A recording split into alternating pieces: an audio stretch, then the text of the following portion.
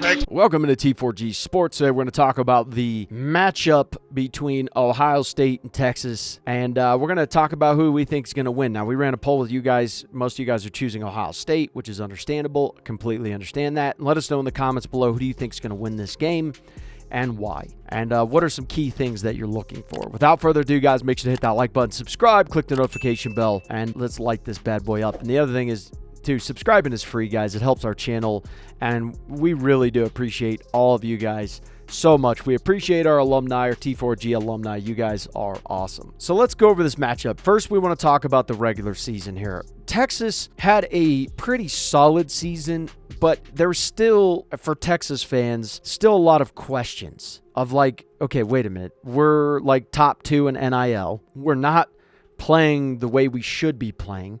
We should have beaten Georgia at least one of these 2 times. And it was just frustrating. I mean, if you look at their season, their marquee win was Texas A&M. And it's just kind of painful. I will say in the first loss against Georgia, though, playing at home, I think Georgia would have taken it to almost any team in the country this week. They played with their hair on fire. That was a great Georgia team that week. They just played to their highest potential. And so I don't want to fault Texas as much in this game here because Georgia just played really good. The problem was that Texas didn't answer. And Texas should have answered if they were playing to the level that we all believe that they should have been playing. You know, and then you go through this game. This showed that, hey, it was much closer. And this was a neutral site. So this showed that Texas, when they answer the call, this is what the score should look like. You know, maybe they won't win, but it should be a lot more competitive. And then you go into the playoff. They beat Clemson. They ran effectively on Clemson, but Clemson still made it a game. And so here, even you were kind of like, okay, I know they won, but they just didn't win the way you wanted them to win. Then Arizona State looked like at first it was going to be a blowout. And then Arizona State said, hold on. And the second half, we're going to make a run. And the issue in this game here for me was that Texas just didn't dictate where the trenches would be dug with their trench hogs. And the line of scrimmage just didn't look that good against Arizona State. Now, Arizona State's a good team. Don't get me wrong. They're a good team.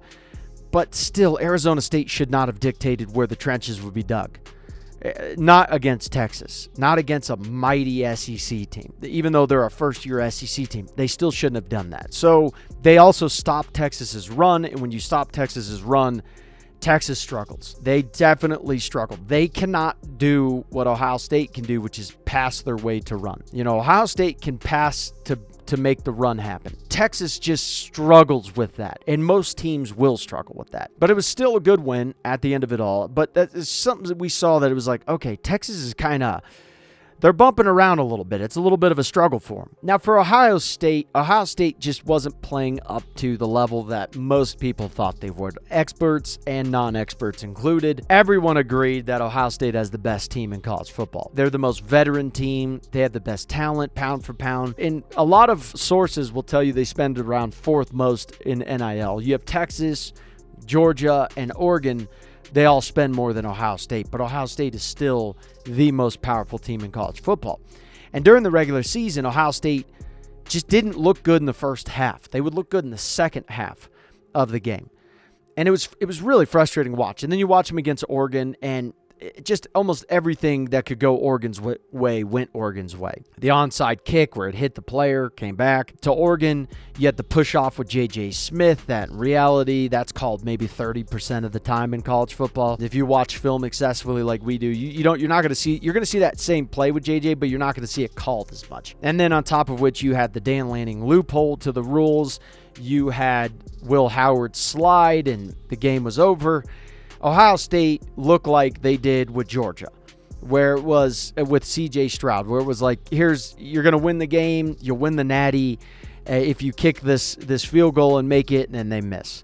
It was like, oh, here goes Ohio State again, like losing these games. And Ryan Day would always say the same thing. It's like 5 plays. You got to get those 5 plays in these really tough games, and that's how you win a natty. And yet it was the same thing where they're just not getting those 5 plays. You know, you're not getting them. They struggled against Nebraska. Then Penn State, they started turning it on. Indiana, they beat the hell out of Michigan. They lose this game randomly. I mean, Michigan, this was their Super Bowl. And people got really angry at us because we tried to tell people, like, look, a lot of people are stuck in the old mindset of college football where you can't lose in the regular season. But you have to realize that nowadays with the 12-team playoff, you got to let James Franklin, who's been on the hot seat for it seems like 500 years now, you got to let him play in the playoff because now he's not stuck with just playing Ohio State. He gets to go play other teams, and now other teams can't use hypotheticals against Penn State.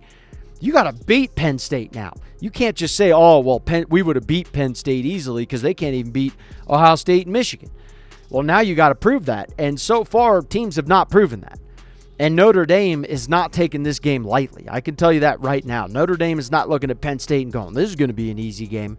I don't think so. I don't agree with that at all. Same thing here. You know, when we said that the rivalry game does not mean as much as it used to, and winning a natty is more important than beating Michigan, there were Michigan fans that were just upset as hell about that.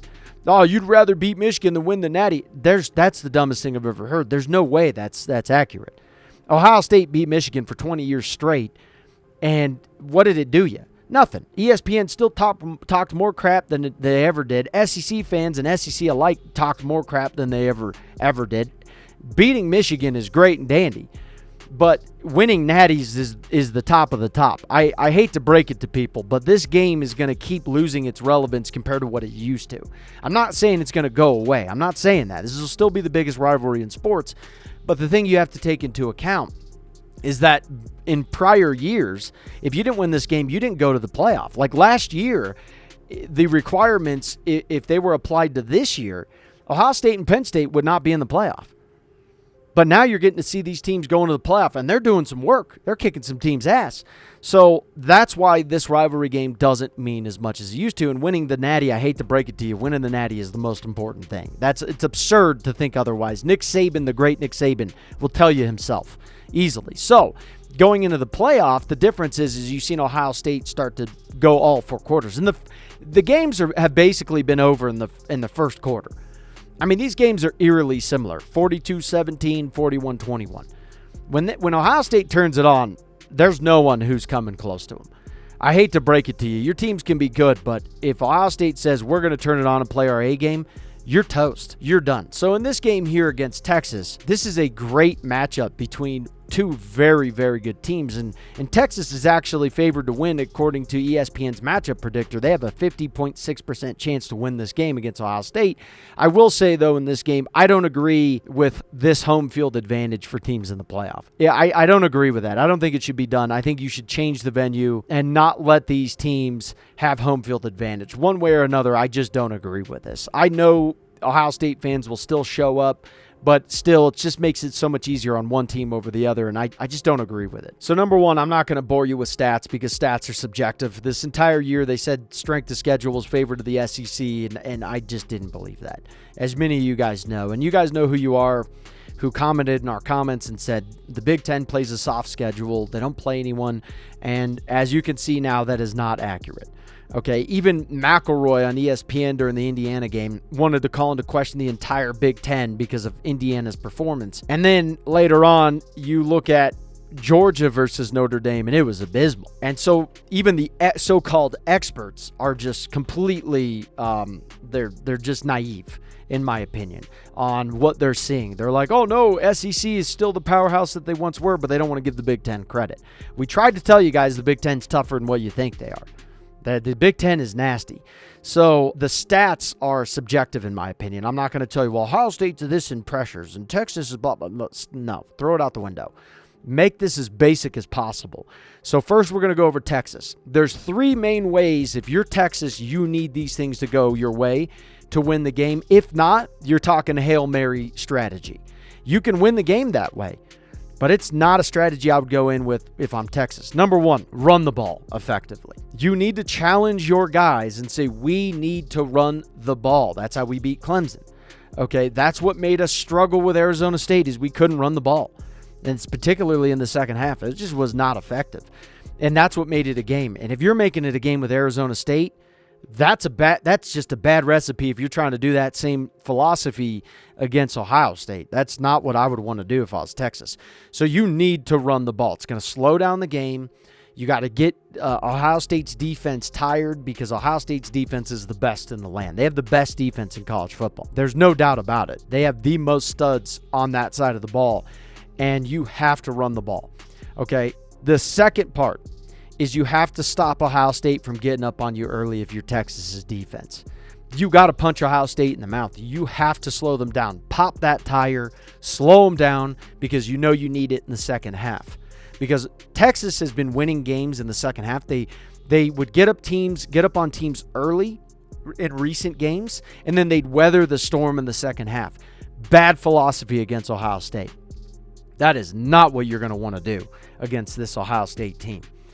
You're going to want to stop them from getting up on you early, and you want to keep that game as close as possible, and you want to make it hard on Will Howard. Very hard on Will Howard. And that goes into step 3 here. You have to get pressure on Will Howard. Will Howard cannot, in my opinion, he can, but he's not likely to win you the game by himself. He's not. He is going to get the ball to his playmakers, throw the ball for a 5-yard pass, and Jeremiah Smith or Trey Henderson, or you name it, is going to run it for however many yards for a touchdown. They have playmakers with playmaker ability at any moment in time in this game.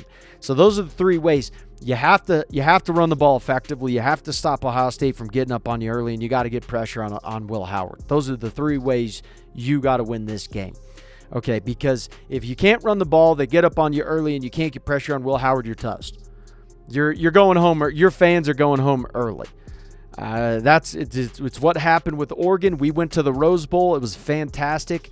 We actually went to the Rose Bowl, and Oregon fans went home pretty early. They did not stay the entire game, and obviously you can tell why that was. Okay, so for Texas, you break it down in 3 main ways to win the game. It's in my opinion, it's that simple. I don't need to overcomplicate it, try to tell you like, well, blah, blah, blah, blah, this, that, and the third. No. Run the ball, stop Ohio State from getting up on you early, get pressure on Will Howard, and you have a great chance to win this damn game. So for Ohio State, I think it's pretty simple on what you need to do if you're Ohio State. Number 1, you need to minimize turnovers on the offensive side of the ball. Now, you can still lose the turnover battle in this game and still win, because your team is so good. But if you minimize the turnovers and you don't give gimmick plays to Texas, like a pick 6 or a fumble 6 or even a fumble in your own side of the field, if you minimize that, just that alone, you have a great chance to win this game, toe to toe. The next part is Will Howard needs to play clean and calm football. Okay, clean and calm football. That's that simple. Let your playmakers do the work for you.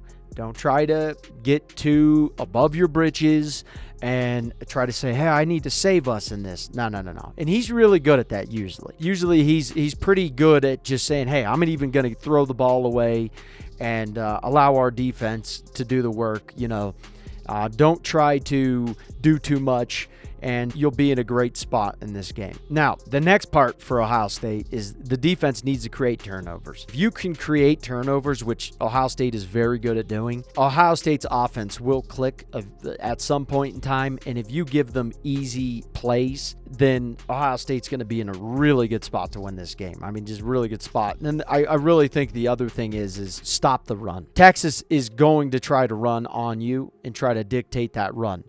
If they don't, fine. Let them just try to pass their way out of this game. I think that favors Ohio State. Sure, they can win that way, but I don't think it's a good philosophy. So if you stop the run and then you can pin your ears back and go after Quinn Ewers or Arch Manning, they're in trouble. And Texas has a great team. There's no question about it. They have a great team. But I think if Ohio State just plays this like a chess match and says, hey, let's stack the percentages that are going to favor us to win this game, and Ohio State accomplishes that, I think Ohio State wins comfortably. And if Ohio State plays to their best ability, I think Ohio State wins comfortably. Again, I think Texas can win this game.